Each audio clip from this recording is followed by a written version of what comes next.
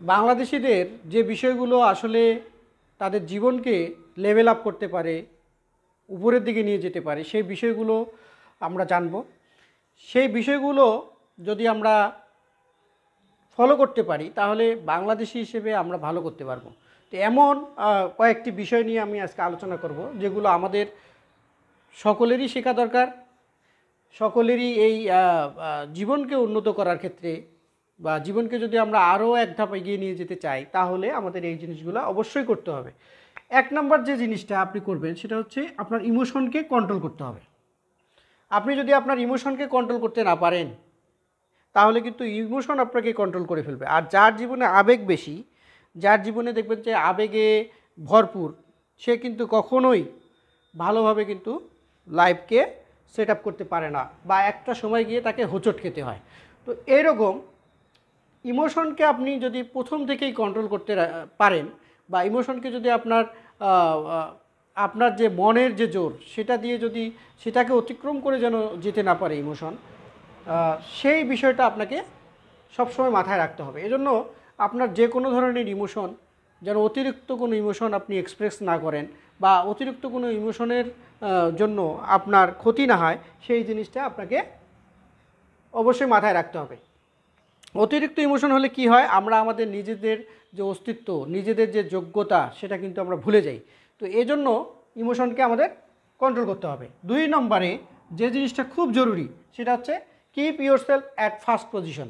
এখন দেখেন, আপনি জীবনে ভালো করতে চান, অবশ্যই আপনাকে নিজেকেই আগে মানাইতে হবে যে আপনি অবশ্যই ফার্স্ট, আপনি অবশ্যই দক্ষ।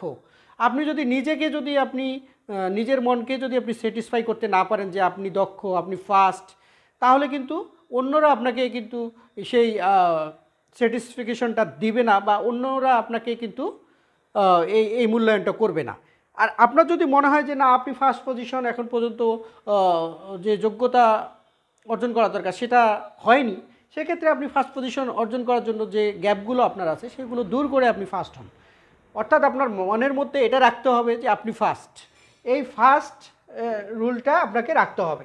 আর তৃতীয় যে রুলটা আপনার ফলো করা দরকার সেটা হচ্ছে লার্ন ডিফিকাল্ট ইস্যুস। আমরা সব সময় নোট করে কেউ দিবে, আমরা সুন্দর করে পড়ে ফেলবো, এরকম একটা চিন্তাধারায় আমরা চলি। কিন্তু একটা বিষয় মাথায় রাখতে হবে, যে বিষয়টা আপনি ডিফিকাল্ট, যে বিষয়টা আপনার জন্য কঠিন লাগে, সেই বিষয়টা যদি আপনি নিজে নোট করে নিজে সুন্দর করে আপনি শেখেন, তাহলে কিন্তু দেখবেন যে ওই ডিফিকাল্ট ইস্যুটা আর ডিফিকাল্ট থাকে না। আপনি যখন নিজে থেকে সেটা শিখতে যাবেন তখন সেটা সহজ হয়ে যাবে। এজন্য আমাদেরকে ডিফিকাল্ট ইস্যুগুলো শিখতে হবে।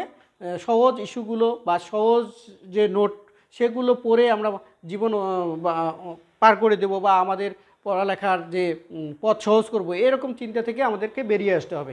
নিজেকেই নোট করতে হবে, নিজের যে বিষয়গুলো কঠিন লাগে সেগুলো নিজে নিজে নোট করে পড়তে হবে। এরপর কমিউনিকেশন ইনক্রিজ। আমরা কমিউনিকেশন গ্যাপটা করে ফেলি।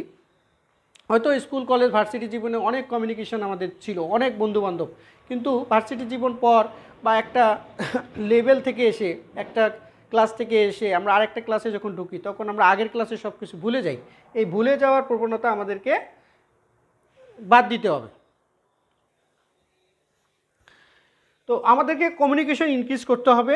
আমাদের যত কমিউনিকেশন হবে তত ভালো, কিন্তু এমন কোনো সঙ্গ নেওয়া যাবে না যে সঙ্গগুলো আপনার ক্ষতি করতে পারে, বা যে সঙ্গগুলো খারাপ, যেগুলো আপনি জানেন যে এই সঙ্গগুলোর সাথে মিশলে আপনার জীবন বরবাদ হয়ে যেতে পারে, সেই কমিউনিকেশনগুলো কিন্তু অ্যাভয়েড করতে হবে। আপনাকে ভালো ভালো মানুষের সাথে মিশতে হবে, যারা আসলে লার্ন পারসন, যারা আসলে হিউম্যানিটিক পারসন, তাদেরকে আপনার চুজ করতে হবে।